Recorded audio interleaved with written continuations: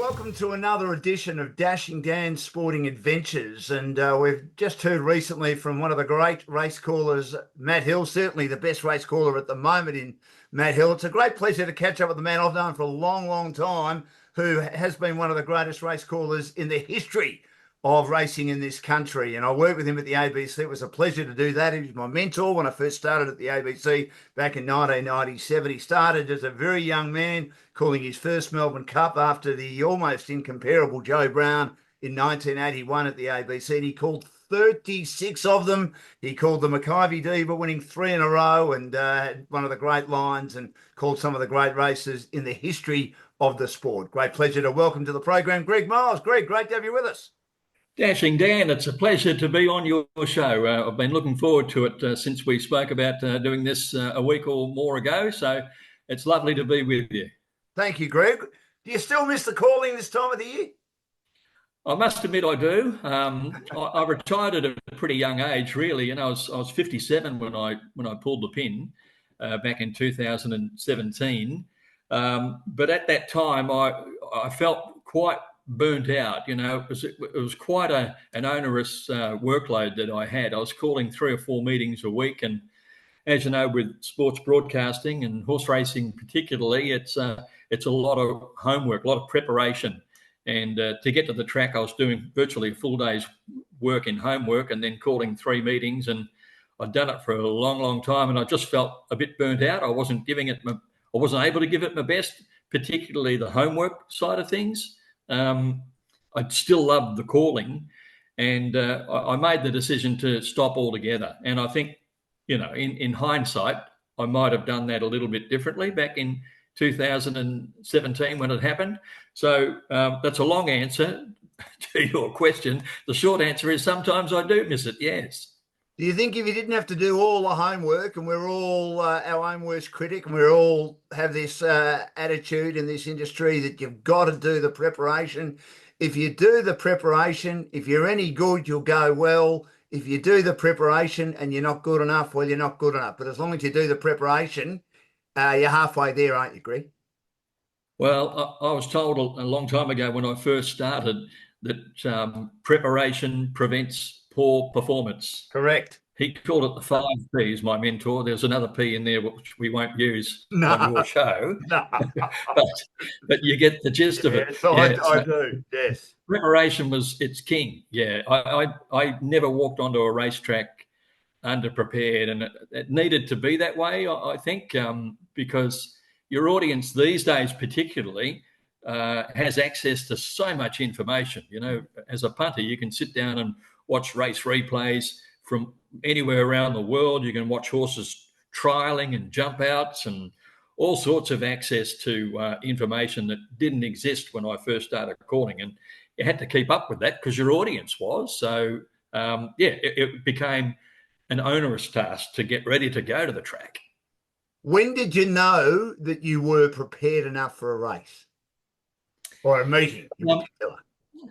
Yeah, if I'd had a look through every runner's last start on video, and I kept my own form guides as well with comments and what have you, so I didn't want to be reading off somebody else's hymn sheet. So if I made a comment about a horse, it was something that I'd observed myself, something that I'd written down, something that I'd heard the trainer say or the jockey say that I was relaying to the audience. So once I knew that I had all of that done, and I'd gone through various other little rituals, I suppose, that I used to go through, checking pronunciations, checking breeding and sales reports, and a lot of stuff that maybe you wouldn't even use on the day. You know, but if there was a delay at the barrier stalls, for argument's sake, one horse was playing up, I would have some notes about that horse that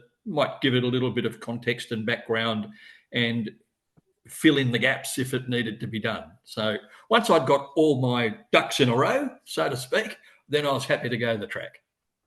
If there was going to be an historical moment that could occur in a race, and I'm probably getting to this a bit earlier than I planned, it was Mackay Diva winning 3 in a row in 2005 in the Melbourne Cup. Yeah. do you prepare something, or is it just something off the cuff? Was that, I mean, that's an immortal line now, one of the great lines in commentary. A champion becomes a legend.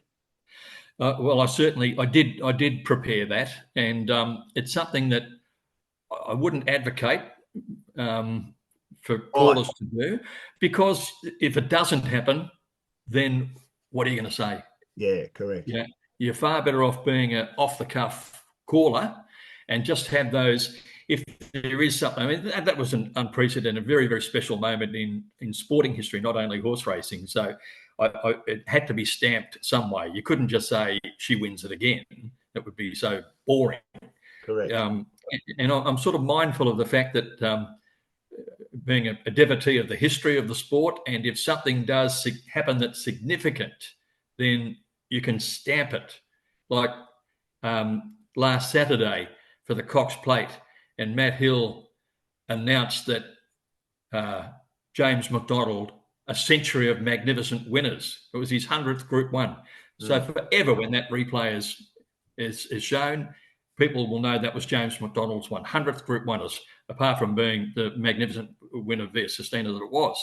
So in a sense of history, I think you've got to have a line, but not always, because it can become a bit petty, I suppose, and too many one-liners, you take away from the performance of the horse and the jockey themselves, if you know what I mean, by you don't be flowering it up too much. But when it's something special, I think it deserves a special line. And just as an aside, I don't know if you know, but the story about that in 2005, Yes. I was working for RSN at the time, and I just started there that year, as a matter of fact. There was a tumultuous change in the coverage of horse racing in that year. Anyway, I was doing an interview on the Monday, and we were interviewing as many guests as we could about the Cup that year. And Bruce McAvaney was one of our guests. And he said, "I'm sure Greg's got a line prepared already, just as I had for Kathy in 2000. And I thought, I haven't thought of anything. So here's the great Bruce McAvaney saying, you'll have a line prepared already, and I didn't. So I thought, I'm underprepared. Bruce McAvaney just told me. So I spent a lot of time thinking about it actually on the Monday night, and then came up with a couple of lines, and I thought, yeah, that'll work. Yeah, that'll work. If she does the right thing, I'll just, without overcooking it, I'll just say a champion becomes a legend. And she made it pretty easy in the end. Were you egging her on to win it, to create history in that race, even though you wouldn't know because you're such a great caller and such an impartial caller? But deep down, was Greg Miles thinking, gee, I wanted to win this and make it 3 in a row? Oh, yeah, I certainly did. Yeah. Everyone knew that was a moment in history. And I did think, I'm not going to let it go unobserved. So about 400 metres out, when she pulled out to make a run, I said something about her saying, well, here she comes and a nation roars. Correct. Because everyone was behind her. Everyone wanted to win. And so did I, really. I mean, I'm not cheering for her, but I certainly wanted to see it happen. And so I said that, and just in case she loomed up and then, didn't get the job done, I said, well, at least I observed the fact that the nation's roaring, we're cheering you home, but then you've got to let the race unfold. You've got to let the event happen and then describe what you're seeing, not try and make it happen. Greg Miles is my guest, one of the great race callers of all time, of course, at the Melbourne Cup, just around the corner. Plenty to talk about, Greg. We're sort of going backwards a bit here because we've already started talking about capturing the moment. But early in your career, 1982, of course, Kingston Town wins that Cox Plate, that third Cox Plate, the great Bill Collins. Well, it's one of the great lines. It'll go down, and even though everyone said he's the accurate one, I mean, no one has ever criticised him for getting it wrong. He said Kingston Town can't win. I mean, if we had a better line than that, then Kingston Town goes on to win. It was sensational, wasn't it? Yeah, it was. And, at that point, I'm a very young, obscure broadcaster. Nobody had heard of Greg Miles in 1982. Yes. But I called that Cox Plate for the ABC. You did. And at precisely the same moment that Bill Collins said Kingston Town can't win, a young Greg Miles at 23 years of age said exactly the same thing at exactly the same moment. Nobody knew that. Bill copped the acid for that one. And I did confide in him a few years later, I said, "You weren't alone, Bill. There was another caller that day said exactly the same thing." What, But what Bill did he was such a say big about star. that? What did he say about that? Did He he? just said, "Oh, well, you call them as you see them." Yeah. But I must admit, I said it that day, and I don't think I've ever said it since, because Bill copped such a hiding, and I thought I should be copping that hiding too. I probably was from people who listened to my call, but I had a pretty small audience compared to Bill in those days, so I didn't get the heat that he got, but I felt disappointed in my call of that race. Right. But then when you hear the defence of Bill Collins, which was true, I think, if you watch that replay, he couldn't win at that time. It probably adds to the drama of that race, because if you look at it now, you'd still be tempted to say he can't win because he was going nowhere. It was a remarkable victory. Horse racing's a bit different to something like AFL footy. If you feel you've had a bad call, you might have the next day or the next week. And then you got all of the next week to stew over what you could do better or whatever. Cricket the same. But with horse racing, you've got the next race. If you feel you've called a shocker, you've got 35 minutes. How do you put it behind you and concentrate on the next one? And I'm sure you haven't called a shocker because, as I said earlier, we're our own worst enemies, aren't we, at that level? No, well, we've all made blues, and I've made them. And, but you're right. You've just got to keep rolling on, because you don't want to compound the issue and make another bad call. So you try and go for short-term redemption and call the next race as well as you can. And certainly then at the end of the day, as you point out, we're our own worst critics. And particularly when I first started and was trying to forge my career and make a name for myself, any mistake that I made, I carried it for days and days and days. We hate making mistakes.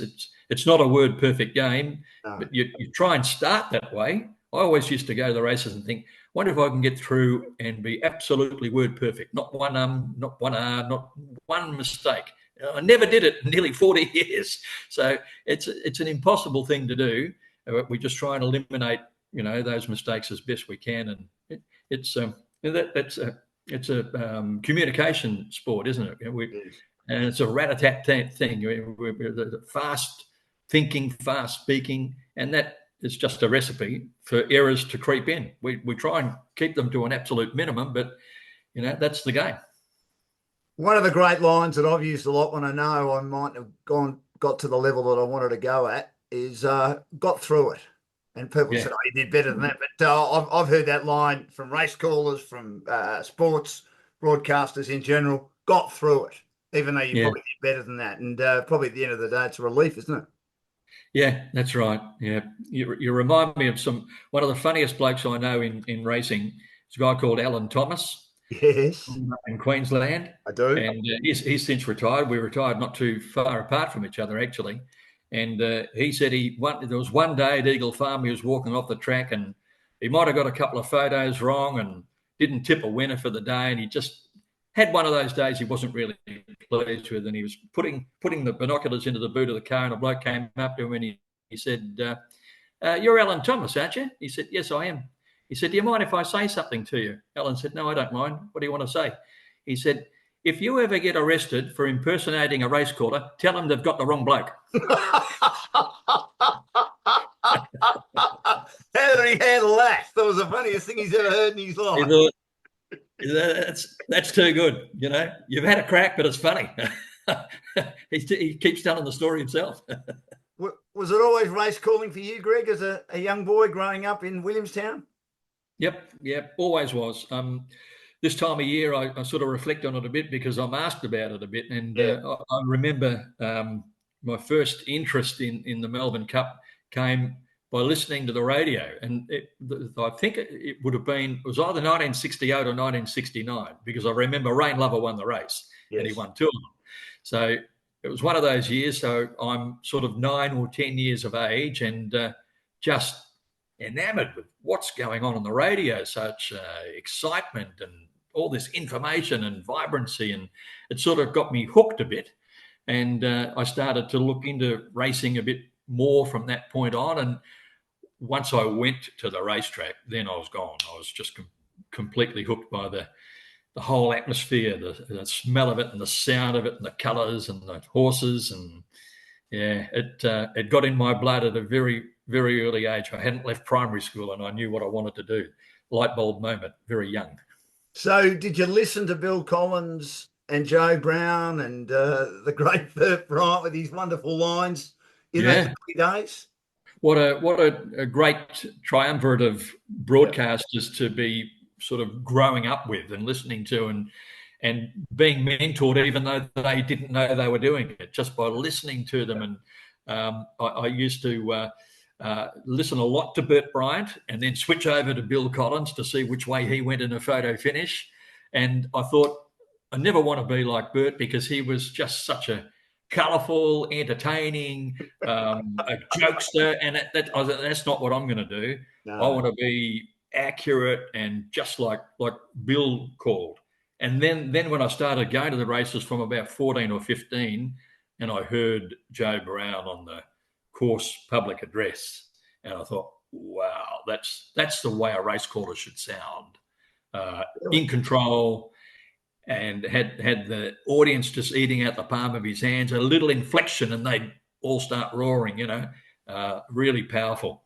Well before big screens and all that sort of stuff. People couldn't see the horses, so they listened intently to what Joe Brown was saying, and he could have a crowd just bubbling along, and then make them excited with the "here comes the favourite," brilliant stuff. So I guess I try and take a little bit from each of those, and weave it into your own. You don't want to be copying people, because that's all you'll ever be, just a copycat. But you pinch a little bit from those that you admire and make your own sort of style out of that.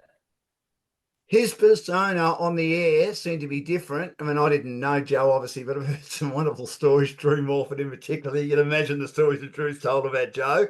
The Well, late great. some we can tell, but most we can't tell on Dashing Dance podcast. No, we most certainly cannot. We can certainly think about them, but his persona on the air looked different to off the air, Greg, wasn't it?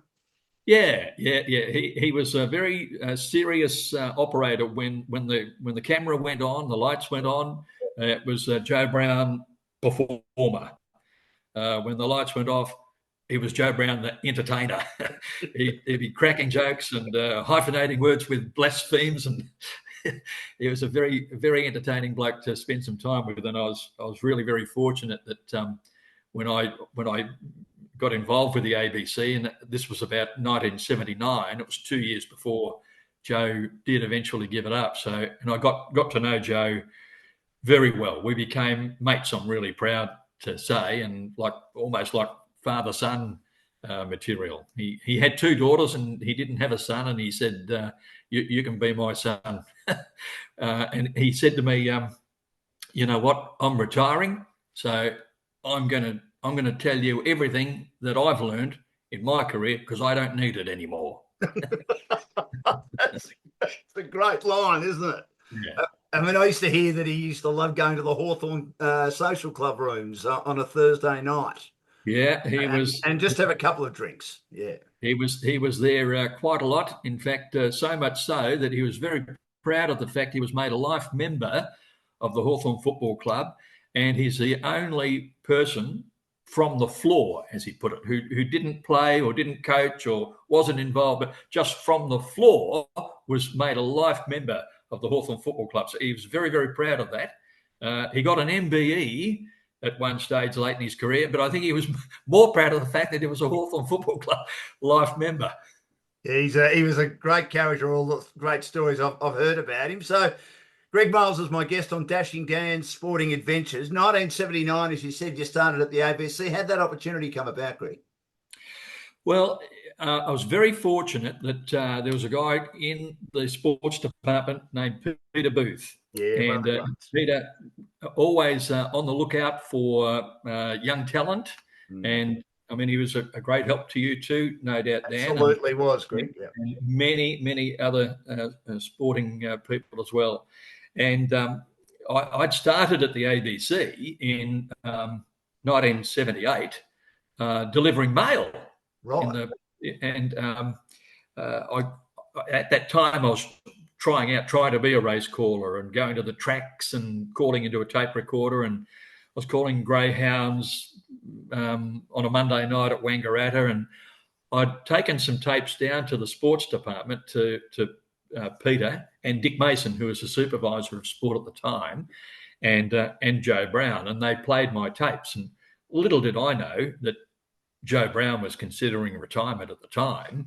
I just was after some assistance because that's what I wanted to do, you know. And Peter said, "Are you going to Wangaratta to call the greyhounds?" I said, "Yes, I'll be off pretty soon." He said, "On your way, call in at Kilmore, and would you call the Kilmore Pacing Cup, and we'll put it on the tally that night." What? So I did that on my way through, and that was the very first thing I ever did for the ABC. And a horse called Koala King won it, and it was on the national radio that night as a replay and on the news as well. And I thought, wow, that's pretty exciting. And then it sort of took off from there. Before I knew it, at the end of that year, they asked me to go and call a race with Joe at Caulfield, and it was in Boxing Day, 1979, that I went out to Caulfield and I called a race. Joe was actually on holidays, and Frank O'Brien was calling, and I was so nervous, Dan. Honestly, I was so nervous, I mucked it up completely. I couldn't see the horses. My hands were shaking, and the binoculars were shaking, and everything was on the move. The horses jumped, and they were just a blur of colour. So I thought I've mucked up my chance here, and I couldn't see the horses, so I made them up until they got to the home turn. And then when they got to the home turn, I could see them because I didn't need the binoculars. You know, I was shaking like a leaf. Once I saw them at the home turn, I got the finish of the race right. And that was the only bit that went on the news that night. Right, they used to replay all the races. And the final 300 metres went on the news that night. It was fine. It was only those who listened to it live wouldn't have had a clue what was going on. I think, didn't Peter say this in an interview that you did, and they interviewed him as well? And I know Peter very well, as you said, and I could imagine Smooth saying this. He said, Greg got away okay, but I was worried at about the 800 metre mark because he didn't seem to know the horses. It was scattergun and he was just calling the horses. But the last 300 metres were absolutely fantastic. And I've gone into the office on Monday and said, you've got to persevere with him. Yeah. They called me, and I thought this is going to be the call to say it's the shortest racing broadcasting career in the history. But it wasn't that. It was to come back next Saturday and call one at Sandown, and they stuck by me. You know, they gave me the opportunity to prove that. Yeah, it was just nerves had packed it in for me, and I was able to go and then call a few more, and it just trailed on from there. From 79 became 80, and through most of 80 I was tagging along with Joe, and we'd do half the program each. And as I got closer to his retirement, which came in June of 81, he was virtually calling one of the races if he felt like it. Oh. And he was our specialist commentator, and I was calling the rest. So it was a really well handled handover, if you like, from a terrific mentor in Joe to the young bloke. They did it really, really well, the ABC, and I'll be forever indebted to blokes like Peter Booth, like Dick Mason and Clark Hansen, who were, you know, they were the blokes who made it happen for me. It's not easy to find young talent in this industry. Peter was so good at it. Why do you think he was so good at it? I cared. Yeah, he didn't have an ego that he had to be the biggest man in the room. No. And he was always on the lookout for, I guess he remembered what it was like himself. And he never got too big for his own boots, and always thought to the future. What can I give back to this sport that I'm enjoying my livelihood from? What can I do to improve it? And I think that was his sort of modus operandi, and it worked well for a lot of people. Certainly did. Now, 1981 was your first Melbourne Cup. So the Melbourne Cup Carnival, it was always big when I was growing up. Is it still as big now as it was when you were growing up and when you started calling races in the 80s, or do you think the Everest is starting to take over? Oh, look, the Everest it's starting to have an impact on it. There's no doubt about that. But I still feel the Melbourne Cups as big in this hometown as it ever was, and I think its coverage is far greater than it was back when I first started. When you consider, apart from radio, which is probably diminished, but its television coverage, you've got a worldwide audience now of something like 750 million people potentially, which is just staggering. It wouldn't have been anything like that 20 or 30 years ago, but it's reached internationally far greater now than it did back before, say, the influx of the international horses. We thought it was worldwide. It really wasn't, but now it is. Now it is an international event. And talking about it being an international event, there's been a lot of talk this week in the lead up to the Melbourne Cup. As we speak, the Cup's a few days away now, about the veterinary inspections. Has seen 3 horses pulled out. One of them, of course, from Aidan O'Brien's stable. We know what a great trainer he is in regard to the international horses.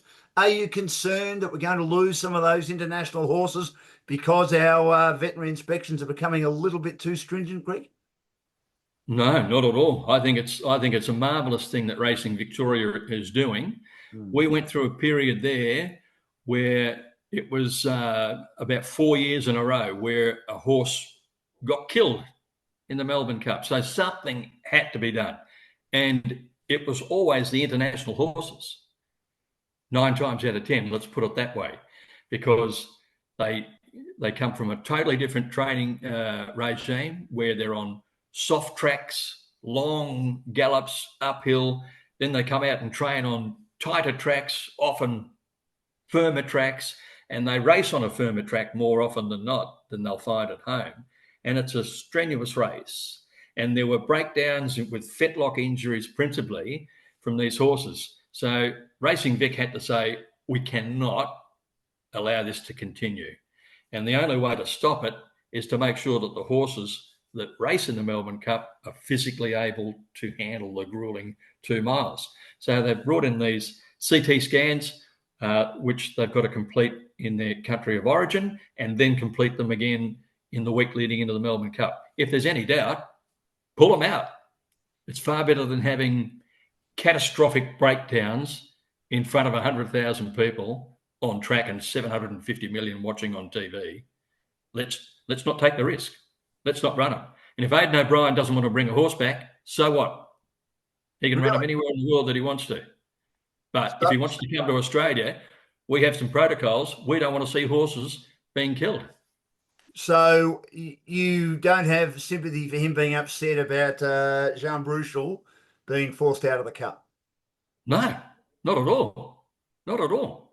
And as I heard a leading vet be quoted on the radio this week, saying Aidan's saying, "Well, we're the horsemen. Let us make the decision." Well, if they could truly make the decision and guarantee that their horses are right, we'd never have a breakdown, would we? No. They can't do that. The CT scan sees inside. They see what they can see. The CT scan is hundreds of levels of X-ray, if you like, through the density of the bone, and they can see things that you can't see from outside the skin. So if they see these tiny fissures and shadows, and these are experts in the field, and they say that has the potential for catastrophic damage. Why would any racing jurisdiction in the world allow a horse in that condition to race? So what Aidan is saying, we should be able to race. Really? No way. So what's the issue? What's the solution then, I should say, Greg, in regard to if we've got international horses and so many of them want to come and race in this magnificent race, which is so popular, the biggest staying race in the world, basically, yet they're obviously used to softer tracks than Flemington, even though sometimes it can be very wet in Melbourne at this time of the year. So how do we resolve this, ensure that all these horses are right and can get through the race and ensure that there's not the deaths that there have been in recent years? Well, I think they're doing it. Dan. I don't know what further protocols they could put in place. other than what they are. They're very, very stringent, and there are trainers who say, too many hoops, not coming, too many hoops to jump through. Right. That's fine. That's fine. Australian racing can get along quite well if they don't want to come. There's still plenty who do want to come. And out of the Werribee quarantine centre, we've had 2 unbelievably good country cup winners in the past week or so, and they're going to be top Melbourne Cup horses. The smooth operator and Seeking. They've won the Geelong and Bendigo Cups respectively. Their live chances in the Melbourne Cup, and they've come through the same protocols. They've jumped through the same hoops, and they've come through and won.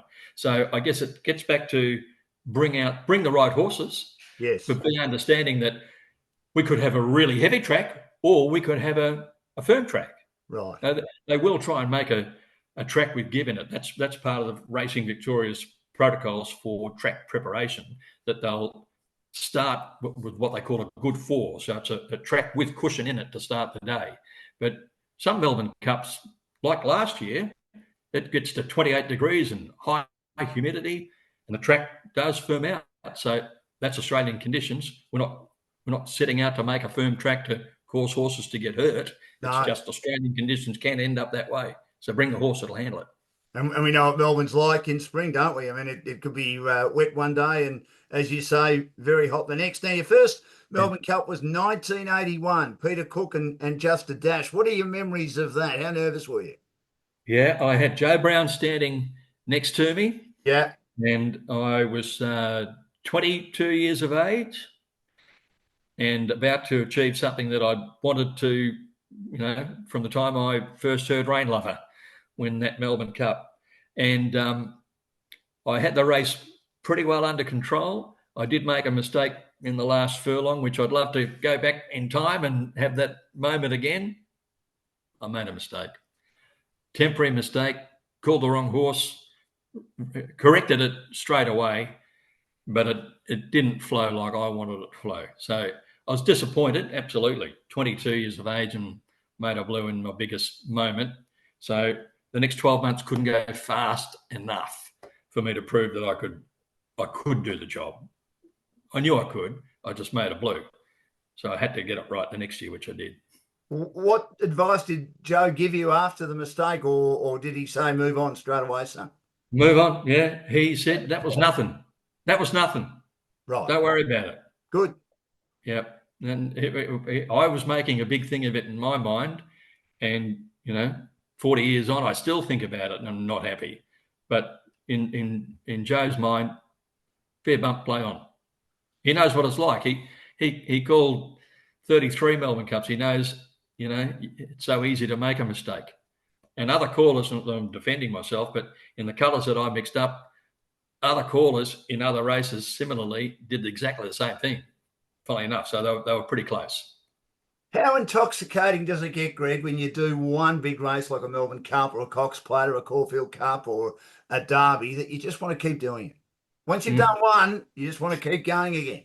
Yeah. Look, it's the Melbourne Cup stands alone in that it is just such a tough thing to do. All the other big races are an adrenaline rush like nothing else. It's just great fun. But then you get to Flemington on Melbourne Cup Day and you think, why am I doing this? I just want to get this thing over and done with because it's such a huge, huge thing. For 3.5 minutes, I don't think there's any tougher thing to do in broadcasting of any description, sports broadcasting, whatever. I don't think there's anything harder to do than call a Melbourne Cup. And you think, I wish this was over and done with. We'll move on. So I'll be feeling for Matt Hill. I know what he's going to go through. Your tummy's turning over, and you just think, let those gates open and get the show on the road. And once the gates open and the race is underway, it's a much, much better feeling. It's just that build-up of the anticipation. You can cut the air with a knife in the broadcast box. It's just so tense. You just want to get it done. Legendary race caller Greg Miles has joined me on Dashing Dan's Sporting Adventures. Greg, you called a bit of footy, but was it always going to be a specialist race calling career for you? Oh, yeah, absolutely. Yeah, I never really wanted to do anything else. There was one point when the ABC, they were trying to get rid of racing, and Clark offered me the position of doing some other general sports, including footy and maybe cricket, and certainly some athletics around championships and Olympics and Commonwealth Games and what have you. But to do that properly would have meant I would have had to have taken a step back from horse racing, and that was my real passion. And I didn't want to become a part-time race caller to fulfil the option of staying on as a part-time football commentator or part-time whatever commentator. So in the end, unfortunately, in 1998, I had to leave the ABC. They'd stopped broadcasting races, so I was without a job. So I ended up then going to Sky Channel for 7 years. But we have our odd reunions, as you know, Dan, with the ABC people, and that's really where my heart lay with sports broadcasting. I've still got, it's where I started. It's where my mates are. It's I kind of missed the ABC. I had 18 years there and loved it. Did a part of you, or in regard to your passion for sports broadcasting, leave you when you left the ABC, Greg? Oh, well, I guess in a way, but it was compensated admirably because I was able to then pour everything into my horse racing, and that I did enjoy. I didn't commentate on other sports for the ABC, but I did a lot of presentation on the TV news and the various sports radio shows, and as a presenter rather than a commentator. And I kind of did miss that a bit, but as I said, instead of going to the races once a week, I was then going to the races 3 or 4 times a week, and fully indulging in horse racing only for the latter part of my career. So, yeah, I did enjoy that.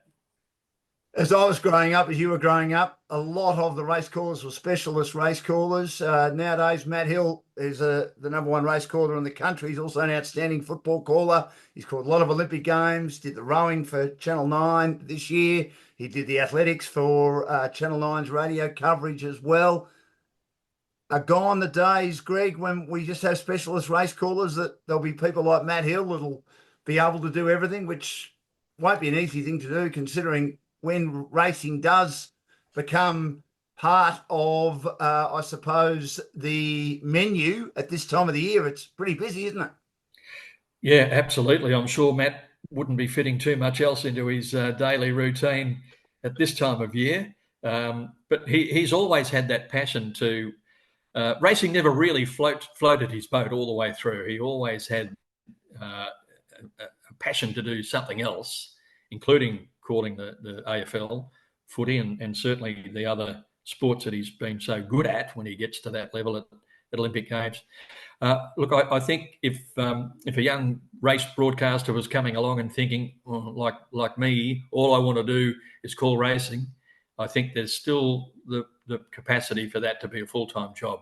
We race every day of the week, sometimes twice a day in the certain times of the year. So there's still the possibility there to be a full-time race caller. It's just that Matthew Hill, who is the best going around in Melbourne, has this passion to do other things, and he's very fortunate that the industry's opened up, and he's very good at what he does. So they love to use him in all those other sports when they can. When you first heard him, what did you think? Did you think we had something special here? I first heard him, he would have been about 15. Wow. And he came to the races with another young fellow who was also wanting to be a race broadcaster. And I'd say to them, give me some tapes of what you've done and I'll have a listen to them and talk to you next week. So I'd go home and listen to the both of them, and then I'd go back to the track and or give them a call or whatever. But give them the feedback. I say, now, this is what I think you should be thinking about. You're not getting this right, you're getting that right, and you're not getting this right. Matthew went away every week, a bit better, bit better, bit better. So he always was going to improve. So, look, he admitted himself, he was a young bloke with a great passion, but he still had a lot of work to do when he was 15 years of age. It's only 15, it's not something that you're born with. It's something that you need to really hone your skills, and it takes a lot of practice to get it right. He certainly had the ability. It was just a matter of, knocking some edges off him, and away he goes. Yeah, it can take a little bit of time, can't it? I mean, as you said a bit earlier, Greg, we want to be perfect. We're never going to be perfect, but you can be very, very good. And if you can be very, very good, well, you can be pretty satisfied with that, can't you? Yeah. And look, you've got to have the passion first of all. People often ask me, how do you become a race caller? There's no career path. There's no university to go to, and then you come out the other side with a diploma saying you can call races. I think you've got to first be a racing tragic, fall in love with the game first, and then find out, can I do this, and work damn hard at it. And that's exactly what Matthew did. He had a passion for it, fell in love with racing, and worked hard at getting it right. Greg Miles is my guest on Dashing Dan's Sporting Adventures. The Melbourne Cups just a few days away. Greg called 36 of them. Greg, how tough is it to obviously get your tone right, get your excitement levels right, and then be able to know which horse is which, especially if you've got a number in the same stable that have the same coloured jockey silks, but of course a different cap? That would be, I would have thought, a great challenge. Yeah, it certainly is. I guess getting the excitement levels right and the breathing and all of that just comes with natural experience in calling. It's not something that I consciously think of, apart from at the start of a big race like the Melbourne Cup, to keep your breathing right, keep your diaphragm right, and not sort of go too soon, if you know what I mean. You've got 2 miles, 3.5 minutes to broadcast, so you've got to build slowly, gradually, go with the flow of the race, I suppose. No good getting up and being excited half a mile out and then you've got no gas left for the finish. Correct. What really matters is those last 15 seconds. That's all that's going to be replayed in the long term. But as far as those caps and what have you that you mentioned, my last Melbourne Cup was full of them. It was the toughest Melbourne Cup for that of all time. I think from memory, Godolphin, who had a blue jacket and blue cap, had 5 runners, and Lloyd Williams, who has a navy blue jacket, had 4. So there were nine blues, plus another horse who was in the Shakes blue and white colours. So there were 10 blues in the race, and they were separated by blue cap, red cap, white cap, yellow cap. So there were 2 of them in each set of colours. So 2 red caps with blue, 2 white caps with blue. It was a nightmare. It really was. But in the end, Al Mandan won the race, and when he broke to the front, I thought, I better make sure I got the right horse here, because there was a Godolphin horse called Oceanographer, who had the same colours. And I had a quick look back, saw him, so I knew in the final furlong I had the right horse to finish the race off. Nightmare. What are you looking at when you get a situation like that, when the caps are similar, the silks are the same? Are you looking at maybe, and I asked Matt Hill this last week on Dashing Dan Sporting Adventures when I interviewed him, are you looking at the riding style of the jockeys? Are you looking at the horses? I mean, most of them are the same colour, but maybe they might have a lighter mane if they're all, of course, brown generally. Is there something you're looking at just to get a differentiation? When they're close like that, there's the only thing that can really help you is some distinguishing feature, like one horse might be wearing blinkers, and that's a big help.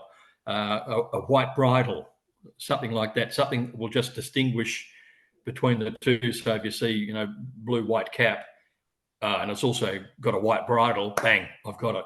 You can remember it that way.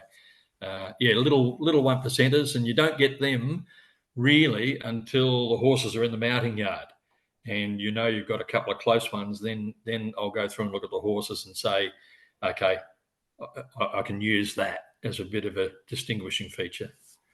But for a big race like that, do you know the colours back to front by Tuesday morning, or you're still having a look at them 35, 40 minutes before the race after your previous race? You're sort of learning them for the weeks leading into the Melbourne Cup, particularly in the old days when they all raced here. Those who don't race here, like the internationals who might go in with without a start or maybe one start, you can pick up their colours on video and what have you. But it still gets down to that 15 minutes before the race when the jockeys get out and mount those horses. You've then got to really learn those colours, because sometimes the owners might go and buy a new set of silks and they look much brighter and different to the ones you saw last week. They wear the same colours, but it's not exactly the same set. Sometimes they can look a little bit more faded, or here's a brand new set. So it's when the jockeys mount up, they look different to what you see in the newspaper, the little coloured jockeys. It's totally different. So it's when they mount up and they go to the start, and they change, from when you see them in the mounting yard right in front of you, and then they end up 3/4 of a mile away and they're bunched in a field of 2 or 3 other horses. They don't look the same. So you might just see a flash of a sleeve or a quarter of a cap. So you've really got to know those colours inside and out so that you can just rat-a-tat-tat. And you don't have time, do you? Because you've got to try and, I suppose, get through the field, 3 or 4 times, Greg? Was that always the aim, or just depended on the pace of the race? It happened that you just naturally got through 3 times. It was just enough time to, I suppose. I didn't sort of bash myself up saying get through. It just worked out that way. You got 24 horses, call them out of the barriers. By the time they settle down, they've got 2,800 metres to go through the field. They're at the 2,000 metre mark. So it's roughly about 800 metres to get through the horses. So you get to the 2,000, then you're at the 1,200. You've called them twice. Then you get them to the 400. You're into the straight. So you can get through the field 3 times and then hammer out the finish. And what's it like when, and Matt has said this before, that he's often had to put the binoculars down and look at the screen, because over the other side, when the horses are over the other side near Chiquita Lodge, there are marquees up, plenty of people around. You just can't see them. What happens when you've got to call off the TV, Greg? How difficult and how different is that? Yeah, well, it was a sort of a skill I learned in latter times, really, because they built this marquee in the middle of the Flemington Racecourse, and it obliterated the horses as they turned out of the straight. You lost them for about 3/4 of a furlong. Wow! And so that was from about the 1,900 metre mark till nearly the 1,700. A bit more than that, sorry. But in any case, it was when you're about to go back to the leaders, as I mentioned, and start calling them to the riverside, they disappeared. So I got them to put a camera, isolated TV camera, that would just have the first 8 or 10 horses. And I would call, so when they got to the turn out of the straight, I would then call it off the TV monitor and then go back to the field live once I knew that they'd passed those marquees. But the TV coverage these days, I think, is so good. You can just about call a lot. In the end, I was calling a lot more off the TV monitor than I was through the binoculars. I didn't like it because they might shot change on you or something. But once you figure out what the director's doing, they cut every race exactly the same. And once you realise that, then you can use the TV monitor to your advantage, particularly in straight racing. That overhead shot, it's outstanding. In the end, I was calling all the straight races off the TV until they got to the final 300 metres and you could just see them live. And that's the way British commentators call. They call off the TVs. They don't even take the bins with them half the time, as they call them, binoculars, the bins. Really? Yeah, they'll just set up there and call them off the TV. How Incredible. important? How important is a good set of binoculars, Greg? Oh, absolutely. Most important tool Yeah, of trade. I would have You thought. know, I'm a dinosaur, Dan. I still take them to the races today. People look at you very strange. What have you got in the little case, mate? You know? Well, you can't be without them, can't you? Can you? I mean, they're the most important things I have as a football caller and cricket caller and other sports caller. But Yeah. obviously, in race calling, you need them to be top of the tree, don't you? Did you change Yep. them much, Greg, or did you have a lucky pair that you used a lot? Um, I started out with a pair of 10 by 50 binoculars, and they were fairly inadequate, really, Mhm. on the bigger tracks, because at the start of the straight six at Flemington, they're 3/4 of a mile away from you, and they were tiny little figures. And then Bill Collins went to Hong Kong, I think it was, and he came back with a pair of these 15 by 60s. So you're half as close again in Right. magnification.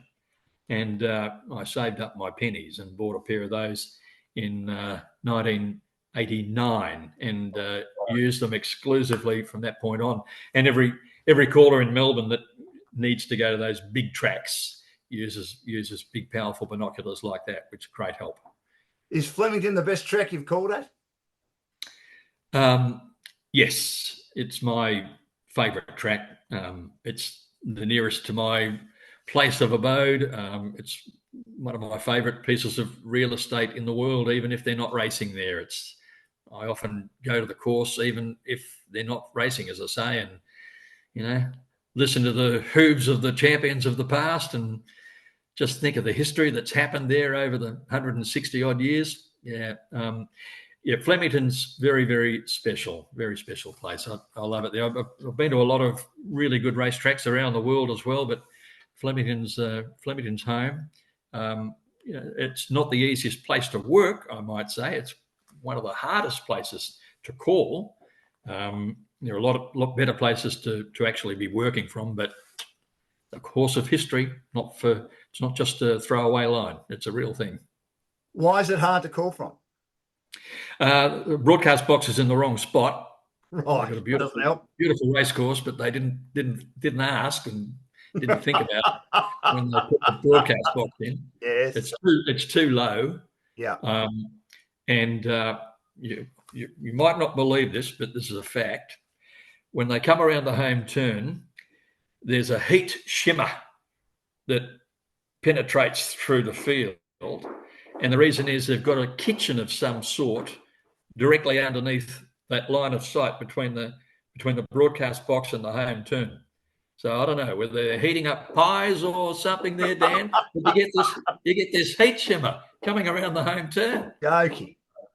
Yeah, On a great course like that, the best course in Australia, the course that's used for the Melbourne Cup, you think they'd get that sorted out, Greg, wouldn't you? Well, look, they've got to have a look at that. And the TV angle is still wrong too, apart from the 4 days of the carnival when the host broadcaster brings in all sorts of different cameras and angles and what have you. Yeah. But for your other 11 months of the year, the angle's wrong. The camera's set too far before the post, and people often think they've won races and they haven't. So, yes, they need to fix it. I did offer up some ideas a few years ago, but ka-ching, ka-ching, Of course. Now, you talked about close finishes. How tough is it to get the close finishes right? It's tough if you don't get them right. I know that. I always thought if I can see a margin, I'll call the margin. It's a horse race. We're there, 3 times a week calling finishes, and if you can see a margin, call it. Even though it's a Melbourne Cup, have a go if you think you can. So I was very fortunate. Touch wood. I didn't get a photo finish wrong in a Melbourne Cup. I got others wrong, but and I got a lot of really, really close ones, and a few I stayed out of too. And as I say, if you're not sure, don't have a go. No. Like when Might and Power beat Doremus, and everyone thought Doremus got up. I stayed out. I wasn't really sure. and Might and Power lasted, but everyone thought Doremus had got him, So you feel good that you didn't have a crack, because if I had a go, I would have called the wrong horse, I reckon, but I just wasn't sure, so I stayed out. Was that one of the best races you've ever seen, considering Might and Power led from start to finish? Yeah, well, it doesn't happen very often. It's No, very no. hard to lead all the way in a Melbourne Cup. He did Yeah. it in the Caulfield Cup, but Mm, that was a mighty performance. I think a horse, Lord Fury, might have been back in the 40s. He mm. did it, but with a lot less weight. It's a tough gig. And then, of course, John McNeil led all the way on Twilight Payment. So it's one of those things. In our lifetime, it's happened 3 times. So that was and Doremus was a great stayer. So was Might and Powers. That was a really high quality Melbourne Cup, that one. Best race you've ever called? Is there a race that stands out? You think? I remember Brian Henderson once went home. The legendary newsreader in Sydney at Channel 9 went home and said to his wife, "Oh, gee, Marge, I'm worried. I reckon I just about got it right tonight," which meant that it was perfect as far as he was concerned. And he'd never said that to her before. Was it a race that you might have gone home and said to Alison, "Gee, Alison, I think I might have just got it right today, so I'm a bit worried"? No, I always try to look forward, not backwards. Right. Yeah, been very fortunate. I mean, I don't know about whether it was certainly not my best race call. I don't even know what that is, honestly. But I think the best race I saw was a Cox Plate that was actually marred by a terrible fall. That was in '92 when Sub-Zero got up and won the Cox Plate with Greg Hall and Superimposed. I mean, sorry, not Sub-Zero, Superimposed. And that was the Cox Plate that Naturalism started hot favourite in. Yeah. Rough Habit got knocked out of it. Yes. He fell Naturalism, and you had Let's Elope, Better Loosen Up. It was a race full of champions and drama and a big finish. It was there was so much happening. You didn't know what to say and what not to say. You had to leave a lot out because you were seeing so much happening. You had to concentrate on what's more important, this or that. All happening in the last 30 seconds of the race. When you're excited for the win, no doubt, in a big race like that, are you also concerned for the fall? And how do you portray that? How do you get that right? Yeah, that's a hard one because these guys, you're friends with them, and down they go, and your heart skips a beat. Please let them be all right, But then there's a job to do. Let's just park that, get the finish right, and then go back to the incident and portray as best you can what's going on. Because there's people out there, friends, family, listening, you've got to be very careful with your words. And these days, fortunately, there's a manager of these things from the Jockeys Association who is the liaison between the media and the jockeys. So there's an information flow. But early doors, often there wasn't. You just broadcast what you can see without being over alarmist, if you know what I mean. No, and hope that everything's sort of worked out. I mean, we all go back, don't we, to Dulcify in '79 after we saw Dulcify blitz, I think, in the Cox Plate and win by that much. I think everyone thought, well, it was a certainty to win the Melbourne Cup, and sadly died, didn't it? Had to be put down. I mean, that was a tragedy, and there are plenty of other times when it's happened to horses as well. I mean, are you a bit worried about the future of the sport, Greg, or do you feel it's in pretty good hands, despite the fact that we are, as we chatted about earlier, we are having a number of falls and we are having horses having to be put down? Do you still feel that the horse racing industry is in pretty good shape going forward? Look, I think there's a few layers to it. I think equine welfare is something that is very much they're on top of these days. It might have been something that may have been, probably was not looked at as closely as it should have been some years ago. But I think now there's a certain percentage of prize money which goes straight into equine welfare. So to look after the horses during and particularly after they retire from racing. So there's a real focus on that. But racing's got a social conscience that it needs to be careful of too. There's a perception that within some that horse racing can be cruel, that the horses are being made to do something they don't want to do. Why do they use whips? That sort of thing. Why are they racing 2-year-olds? So that's something that the racing industry's got to be very careful and own it. Yes, we do breed horses to race them, but they are cared for far better than any of your pets at home. If they need anything done, it's done. They are pampered. They are fit. They are fed the most magnificent food. If there's a niggling injury, it's attended to. Their teeth are done. Their hair's done. They got new shoes every week. They are pampered pets, and they love to run fast. They're bred to run fast. They love doing it. So we've just got to, I guess, the racing industry just has to make sure that information is portrayed properly, because I think there is a level out there, and it possibly started with those falls in the Melbourne Cup, such a high-profile tragedy that happened 4 years ago, and that led to certain areas of our social conscience being assailed with this, and there's a few people that backed away from racing, and it's also got its problems which need to be addressed as far as the future funding of the sport is concerned, because once upon a time there was the cash cow of the TAB, and all the money just flowed through rivers of gold, but that's dried up. It's probably turning over 25% of what it used to do. Now, with all these corporates in, and they're not funding as much to the game as the TAB was. So there's some issues out there for the industry to have a look at. We know the Warrnambool meeting is one of the great meetings of the year. When I was younger and early in my career in Hamilton, I used to go there. Just 3 of the greatest days of your life down there. And the jumps races are so important, aren't they? Are you concerned about the future? But I've been concerned about it for a long time, but it keeps being held. I think without the jumps races, the Warrnambool Cup Carnival might be in a bit of trouble. Do you agree?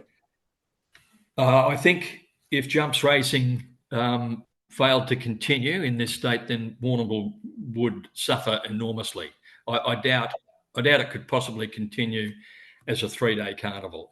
It might end up being a 1 or 2-day carnival. And I think we're at the turning point this year that it'll either be a determination that jumps racing will continue, and a full-hearted announcement that yes, we are going to continue. You can't just say let's do it for next year. You got to do it right. You got to have a plan. We are going to continue jumps racing for the next 5 years, and I don't know, because there's an annual review which takes place, and that's underway at the moment, and they've also got another level of jurisdiction looking at over the top of that annual review, and I think it's the crossroads for jumps racing. I think we'll find out in the next few months, and I wouldn't want to be taking a bet that it will continue. Did you call down there? Oh yeah, I loved it. Yep. Yeah, I called down there a lot. Some great moments down there. And for me personally, one of the biggest disappointments was at Warrnambool in 2000 and what year was it? 2005. I called the first day of the carnival, and that was it. Sky Channel lost the rights to racing that day. On the Wednesday, so I walked off the course unemployed after the Briley steeplechase of 2005. Yeah, that's Sky Channel lost the rights. So it provided some great highlights, Warrnambool, and one of my biggest lows too. So when did you hear about that? After the races, or you heard about it during the races? No, we knew it virtually in the weeks leading into it that there was a change, and the racing industry had created their own television station, TVN, Thoroughbred Network or something. So TVN took over in 2005, and they put together a team which didn't include me. How did you feel about that, Greg? Did you feel Oh, it was delighted? devastating. Yeah. It was devastating, Dan. Yeah, I was without a job, and I was without a job for nearly 2 months, I suppose. So yeah, it was pretty bad stuff. And then, as it happened, the radio station RSN 927, they decided they didn't want to share their caller. They wanted to have a dedicated radio caller, and I got that job. So it was pretty lucky that the board of RSN at that time went along with the fact that they thought that was a good idea. We need a separate caller. We need a radio and a TV caller. It doesn't happen anymore. So I was a bit lucky in '05. Were you concerned about your future? I mean, well, that's a silly question. Obviously, you were. What were you thinking you might have to do if you couldn't get back into calling racing full time? Well, what actually happened is I'd reached out to a friend in Hong Kong, and Right. they were actually looking for a caller. And it got down to the stage where I was about to talk turkey, if you like, to the people in Hong Kong. It didn't happen. I got the other job at RSN before that. So, yeah, I remember one night we were sitting around the dinner table with the family, and I made the announcement to the kids who were quite young at that time. So what would they have been? 15 would have been the eldest, 15, 13, and 9. I said, got an announcement to make. We're going to move to Hong Kong. And my eldest son said, do you know what you're doing? And I said, yes, I do, son. I've put a bit of research into it. I think I know what I'm doing. He said, no, no, no. He said, you're ruining my life. Well, that's what happens with kids. Well, I didn't have to ruin his life after all. We stayed in Melbourne. Yeah, it's a great story. Well, I'm glad you did. Now, just before I let you go, Greg, it's great to have Greg Miles joining us on Dashing Dan's Sporting Adventures. It's probably time for Alison to cook him dinner, so I better let him go in just a minute. I've got to feel because she seems to be lurking around. I can hear the footsteps. But anyway, You're giving me the wind up, and you're giving me the wind up too. oh, I'm sorry. No, I would go all night, but if she's giving me the wind up, we better go. I better be doing the right thing by the lovely Alison. Now, if you were to rate them, and they were different horses, we know that Maccabi Diva was the stayer, Winx was in the middle, Black Caviar was the sprinter. Who's the best? Oh, that's almost the impossible question. We've spoken for an hour or something, and now you give me that. Always saving the best for last, Greg. Well, yeah. Well, look, Winx won 2 more Cox plates after I finished calling her, Right. so I'll leave that one for Matt. He can work her out. Black Caviar was 25 out of 25. Yeah, it's amazing, isn't it? But our great race, Maccabi Diva wins it 3 in a row, sets the weight carrying record. Yeah, forced to make a decision. I think 3 Melbourne Cups might just get her over the line. But how lucky! I remember when I started, I said to Joe Brown, "Gee, you haven't left me much. You've had Tulloch and Rising Fast and Leilani and Gunsend and Vane. What am I going to have?" He said, "Oh, something will come along, son. You'll be right." I think we've had one of the greatest eras of all time. Yeah. I think he died, 1998, didn't he? Yeah, that's about right. Yeah. Early 1998. I remember we announced it on Grandstand. I was producing Karen Ty in Perth, and Tim Lane mentioned it. And no doubt you would have had a few discussions with him by then about how your calling was going. Did you feel that he was wrapped with how your career was going at that stage? And was that important? Oh, yeah, I think so, because he was genuinely a real father figure to me. Yeah, we were quite close. We didn't discuss much about how I was calling or anything like that. He wanted really to talk about how Hawthorn were going, and, He loved them, didn't he? Kids and all that sort of stuff. So, yeah, no, we had a lovely relationship, and I was very proud that the family asked me to do his eulogy when he passed away, which was one of the toughest things I've ever done. And I thought, well, you've given me another task and I've learned something else, even though you've passed. I've learned something else from you, Joe, how to stand up and handle those sort of pressures. And are you still doing some work in the racing industry, Greg, or you happily retired and just going? Oh no, I still go a fair bit, but Yeah. I'm I'm doing some work in the Judges Tower and the Photo Finish Tower, so I'm involved a little bit there. And this time of the year, the VRC gets me to be part of the Melbourne Cup tour, so I do a bit of that as well. But enough to keep an interest going. Alison and I have shares in a couple of nostrils of horses that are racing, so we get to the track when they're going around. So still passionately interested. They don't race too often without me watching them. Is there a good one of the ones you've got, or are they all good, Greg? No, the ones I've got, Dan, they make a lot of slow horses. I'm here to tell you, they make a lot of slow ones. But and I've had shares in most of them. But most of our horses are with Robbie Griffiths, Yes. and we've had some good successes with him. And we've got our fingers crossed for a little filly called I Only Wish, which the great Dean Lester had a hand in breeding before he passed, and so we're hoping that she might win a race or two for us. He was an inspiration, wasn't he? Just before we go, Dean Lester, one of the greats. Oh yeah, he had the ear of the whole industry, Yeah. from jockeys, trainers, administrators. He was such a knowledgeable and careful thinking person that he was a sounding board for a lot of people in the background, Well, including me over many years.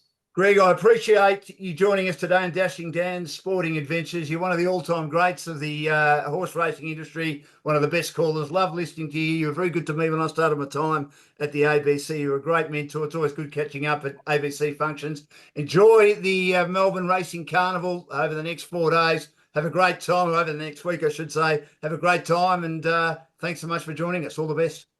Pleasure, Dashing Dan. Lovely to be with you, mate, and hope the podcast goes to strength, and I'll catch you next time. Good on you, Greg. Thanks very much.